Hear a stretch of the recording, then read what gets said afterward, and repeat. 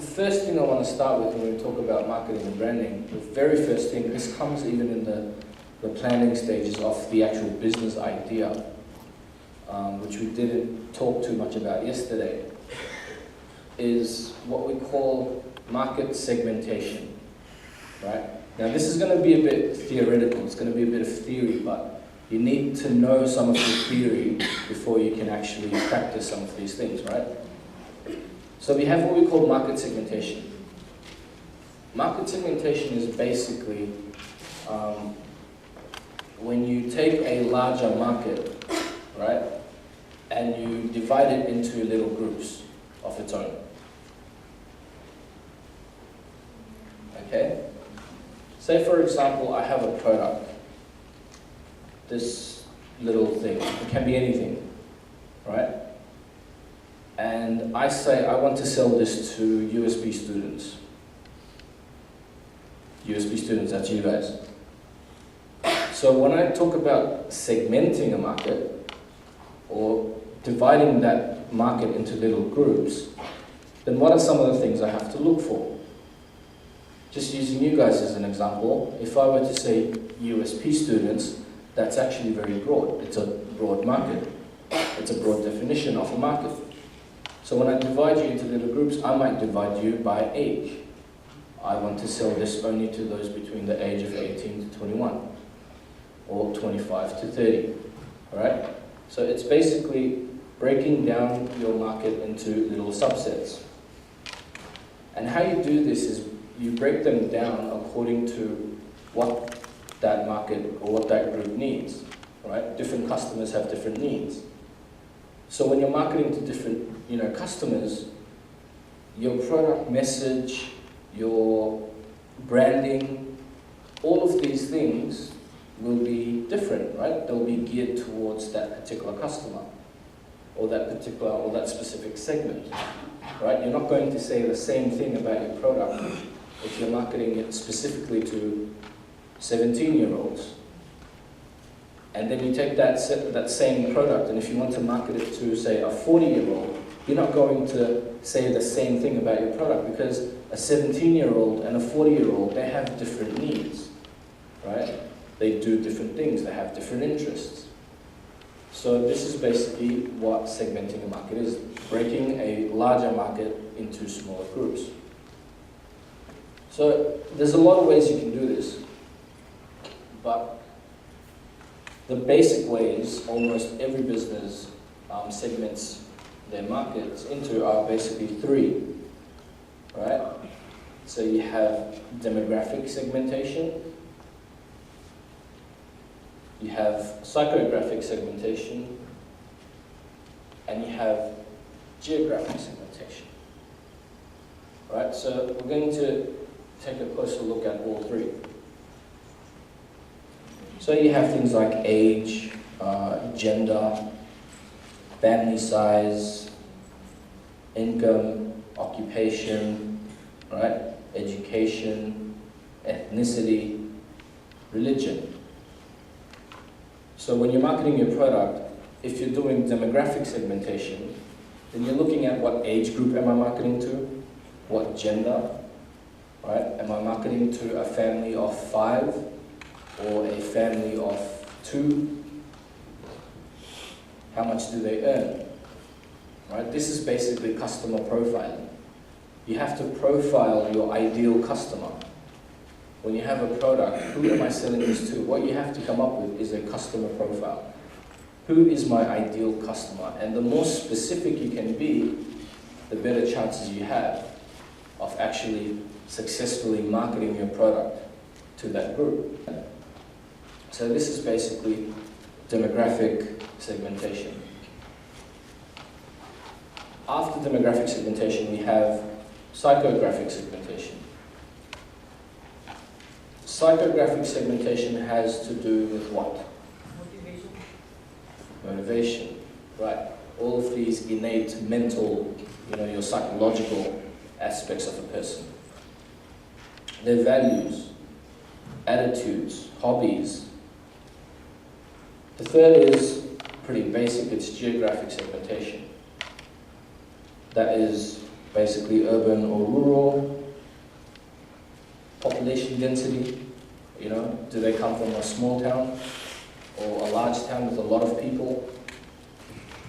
What's the weather like? Is it a cold place? Is it a warm place? So geographic is pretty straightforward. But the point is, these different segments, they have these different needs based on these types of criteria. People who live in urban dwellings, they have different needs than people who live in rural housing and rural areas, right? People who live in warmer places have different needs to people who live in colder places. So based on these criteria, these people or these segments, they have these different needs.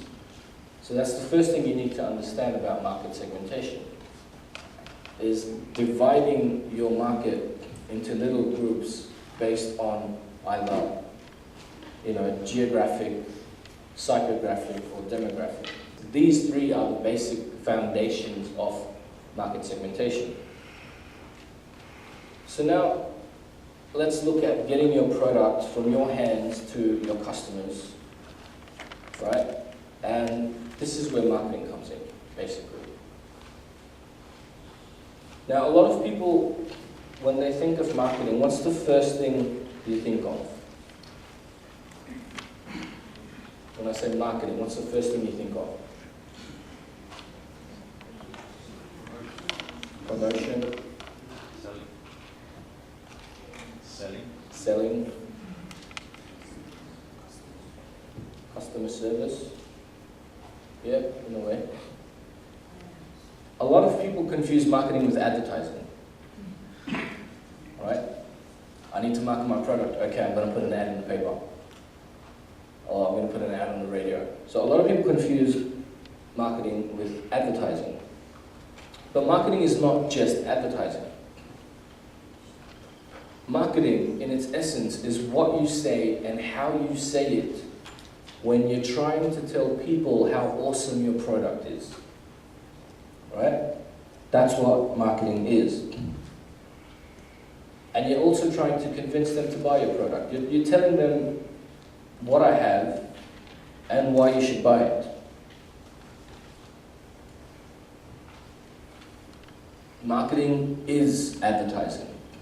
Marketing is also a brochure. Marketing is a press release. Marketing is, as of recent years, Facebook and having a Facebook and Twitter page, right? Social networking, a website. So these are all parts of marketing. Marketing is basically at the intersection of the business and the buyer. It's where the business and the buyer meet. And then the buyer decides whether he actually wants to buy your product or engage in your services.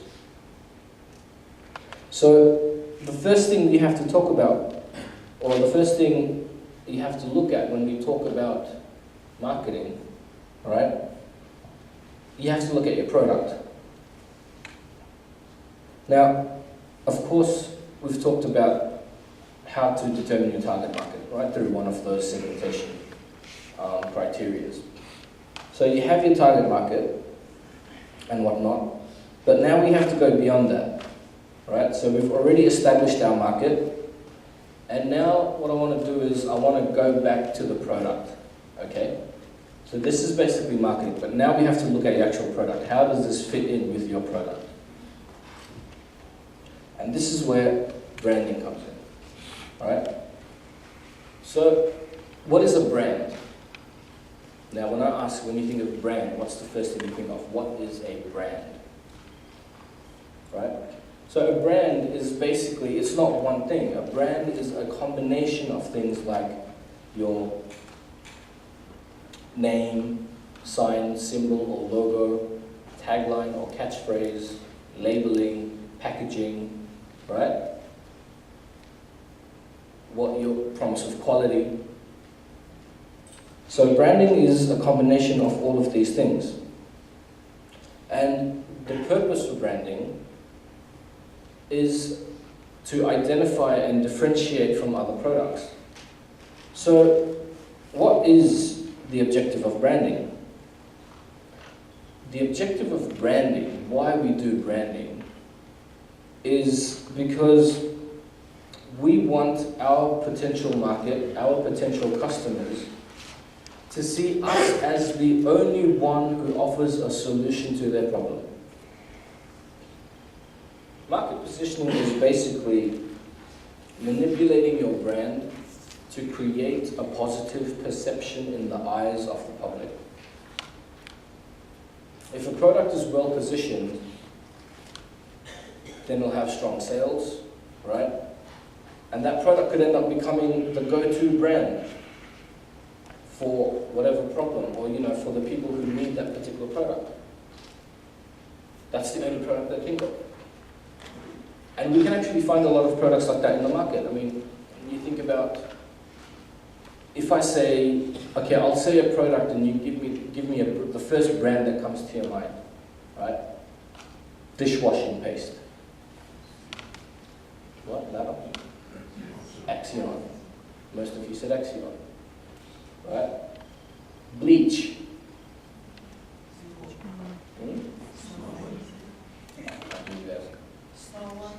Snow White. No one would have heard of Snow White.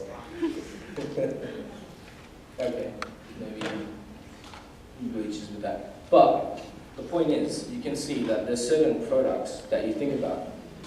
Majority of people think about certain brands, right? So that means these people's marketing position, their market positioning is very strong. Now, companies need to see how consumers perceive their product. They need to see this. And how differences in presentation can impact perception, right? So packaging, branding, the whole collective logos and symbols and all of that, it all plays a part. Because market perception is based on all of that.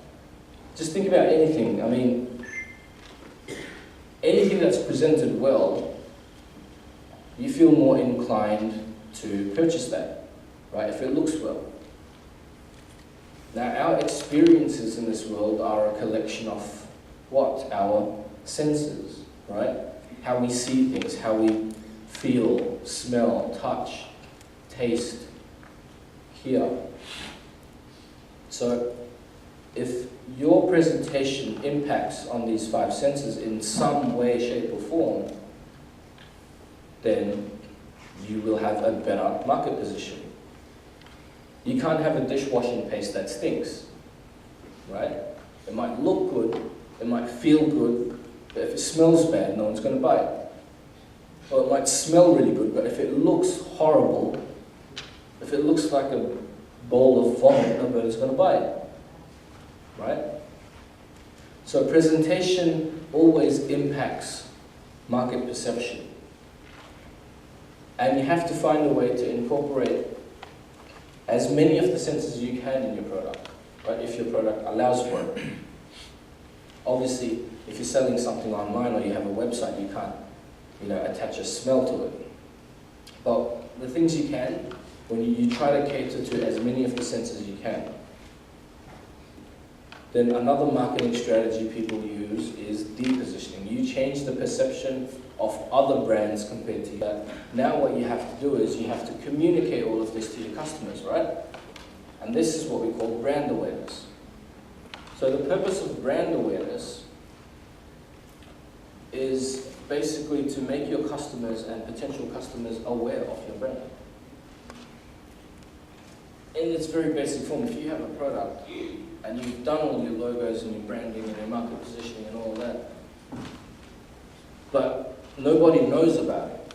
Nobody's aware of your brand. Alright?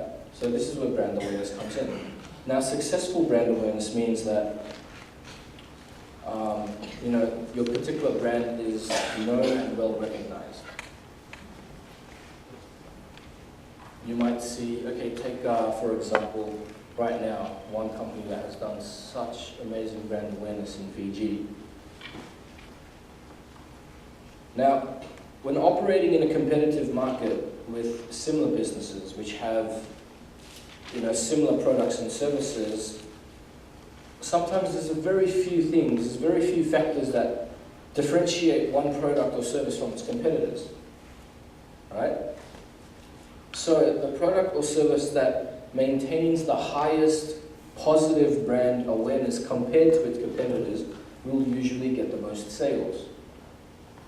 So if you have a product that's exactly the same as another product, but if you actually do more brand awareness initiatives, you actually put your brand out there more, then it doesn't matter if the other one might be just a bit better quality than yours. You might still make more sales because people still only know you, right? Or more people know you than the other brand. Looking at all of this, let's go through a practical example, right? How can we apply all of this to a particular product, right? So, one of my favorite products is honey, and it's also a business I've gone through in the past. I used to have my own honey brand, or my own line, that was called Be Happy, right? B-E-E Happy. And this is one of my favorite products simply because it is so versatile. Not just as a product, but everything, the marketing, the branding, the distribution. This is one of the most versatile products known to man in my mind, right? There's just so many things you can do with it. So now let's take everything we've learned about branding, packaging, market positioning, and let's apply it to this product, honey, right? We'll go through the stages very quickly. So you can see the variety of the different markets that you can target from just this one product. One product goes from kids to sick, really sick people, or sick old people, or whatever. So many different, the variety, the age group is, from 5 to 80 or 100. And there's so many different markets. So let's take one of these markets and apply the branding and distribution channel, right?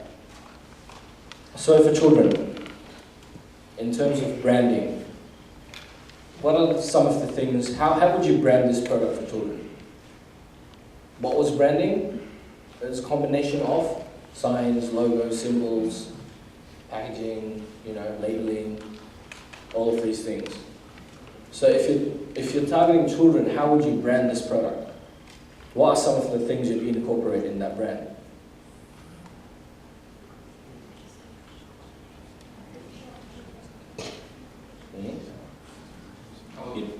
Colorful. Right, you make it fun. You make it playful. You make it colorful. Right? Something that would be appealing to kids. Yes? And of course you brand it as something that's very yummy. The kid doesn't want to know that it's healthy. He doesn't know what healthy means. He just wants something that looks nice, it's yummy, and it's colorful. Right? So you'd come up with something like that. And this is a honey brand that comes from New Zealand that's targeted at little kids, right? So it's very colorful, it's playful, right? Now you understand branding. So when you're looking at your target market, children, that is what your product should look like for children. So you can have basic packaging. Right? Something like that. Something that's just neat and elegant. So now, when you've got your branding, you've got your product, what distribution channels would you use to market to women and health-conscious families and pastry chefs? Obviously, you'd be hitting supermarkets again. Right? Also, cake shops. But you could also put it at pop-up markets. So the thing is, Because if someone actually were to target this specific niche, they can make a lot more money than just selling your $14 bottle on the shelf of a supermarket. Why? Because when someone is sick, we generally don't shop for quality in that sense, where we don't price buy when it comes to our health, right? If we have to go to the doctor and spend $100 on a blood test, we'll do it. Because we're sick, we need it, right? So this market is willing to buy this little bottle probably for about 20 bucks, because he's not going to use it on his bread. He's going to use it for some very specific ailments that he has. So many people in Fiji have gastritis. So many people. Stomach ulcers. It is one of the most common diseases that we find in Fiji, right? Almost everyone's like, oh, my stomach is, I got gastric, you know? So if you, just looking at that market, if you start marketing this as, you know, for its medicinal purposes to that particular market, they might be willing to spend $20 on this particular product. Even $15, right? But you shrink the product. That's probably only 300 milligrams. $15 for 300 milligrams. You're buying at $7 to $8 a kilo. Right? Just calculate your margin, your profit margin. It's huge, right? So this is something I've never seen, distribution channels for this type of product. So I've never seen this being put anywhere near this type of thing. Another place I have never seen honey, and again, because it's never specifically targeted to this market, is I've never seen it being put in pharmacies. So many health benefits, so many medicinal qualities. Nobody puts honey in a pharmacy. If I went to a pharmacy to buy Panadol, and I've got some other kind of ailment, and I'm just waiting in line, and I pick up a bottle of honey, and I see all the medicinal qualities it has, I'd buy it. You know? I went into this business because my family eats a lot of honey, and they use it for all of these purposes, right? We always have to have honey in our house, and now because it's so hard to go to a supermarket and buy honey, when someone travels, you know, to Mombasa or Rakiraki or something, then we'll go to these farms and buy, you know, big bottles of honey. In pharmacies, where would you put it? You can put it right on the counter where you're checking out. Now here's the thing. One of you, any of you, if you decide to go into this type of business, or this particular product, and market it to this particular market, here's what you need. You just need to buy the honey, right? I'll just give you the process, very basic process. You buy the honey at $7 a kilo. Initially, it might cost you a few hundred, depending on how much you buy. It might come in a gallon, right? Depending on who's supplying it. You can then buy the bottles from these beverages or anywhere. You can buy empty bottles, plastic bottles, whatever. You can fill it, get a label printed, or even if you can get jars, right? Somehow you can find someone who's selling jars or something, producing jars. You get the jars, you fill it. At the pharmacy, all you really need to do is just build a little 3-step shelf, right? Small one, just that high from the table, 3-step shelf, and just put like 9 bottles on the counter. It's big enough to just sit on the counter. Little bottles, little marketing material on the side, like your branding, right? Whatever you're going to brand it. So listing your health benefits and medicinal qualities. And then you just go to a pharmacy, just one pharmacy, and you just say, I want to put this on your counter. How do we make this happen, right? You can either rent me that space, or you take a cut off the sale, whatever, right? Then all you have to do is go every week and just make sure it's stocked up and collect your money. This is something that I do not see in Fiji, right? Big market for it. So whatever it is you're producing, whatever product you have to first understand branding, right? Logos, colors, that visual perception, presentation, right? How do you present your product? And people will perceive it based on how you present it to them, right? And then comes brand awareness. Once you've got your message, you have to now start communicating these things. You have to start making people aware of your brand. And brand awareness is done through communication, right? Hitting the right channels. Sometimes it's not necessarily advertising and all that. It's you actually getting out there and promoting your product. If you're making something, like yesterday we did that business generation ideas. For example, we had the using the straw mats and all that for curtains for resorts, right? Obviously you're not going to put an ad out in the paper. You're going to physically go to each and every resort and market your product. Since your market are the resorts, you're making them aware of what it is you're producing. This is what I have to offer, right? And it has to be of that high quality that these resorts, that market demands, right? Or if your product is of such high quality that it's pretty much fitting for a 5-star resort, you can't take it to a dodgy backpacker place, right? It's not a good fit. So in your product, you have to be aware of these things. So branding is very important, and then letting people know through the right channels, right, what you have to offer, your message.